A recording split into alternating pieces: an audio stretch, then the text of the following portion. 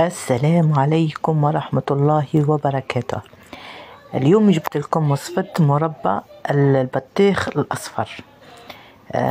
درت كونتيتي قليلة، كمية قليلة باش نوريكم كيفاش تكون هذه الوصفة. هي وصفة الأم نتاعي ديرها بزاف. راح طبعا إن شاء الله الوصفة تاع اليوم راح تعجبكم.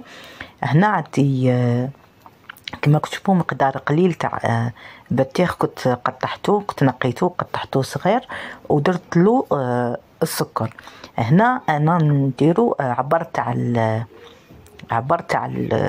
عفوا تاع البطيخ، كنت قطعته ودرت نص عبر تاع السكر. مثلا كوب تاع بطيخ معه نص كوب تاع سكر، درتهم خليتهم ليلة كاملة حتى داك السكر داب وطلق البطيخ، طلق الماء نتاعو. ودرك جبت كاسرونه ودرت فيها البطيخ نتاعي، وراك تشوفوا هنا النار ما نديروهاش قويه، راح نقسلها ونحط الكاسرونه نتاعي فوق النار ونخليها باش تطيب على نار قليله. راح نضيف عليها زوج تاع لي غونديل تاع قارص او الليمون، باش كما تعرفوا الليمون باش ما يأكسد، باش ما السكر ما يجمدش، ما يديرش السكر، يولي احسن، يساعد التعقيم السكر.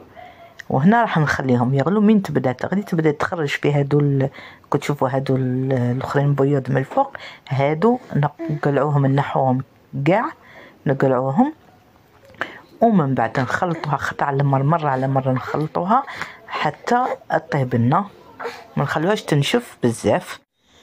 وهذه هي النتيجة اللي راكم تشوفوها فيها معنا. كاين اللي حب يطحنها، ولكن احنا نحبوا نخلوها كما هكا في الدار. اللي عجبته طبعا يخلي لنا لايك ويخلي لنا دعوة بالشفاء للأم نتاعي. هذه الوصفة نتاعها ان شاء الله الفيديو يكون عجبكم. قولي شكرا، واللي مازال ما اشتركش في القناة يشترك ويفعل زر الجرس، هكا يوصلكم كل جديد نديروه لكم.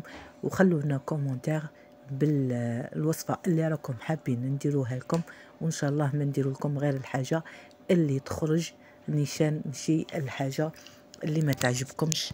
شكرا لكم، نلتقي في الفيديو القادم.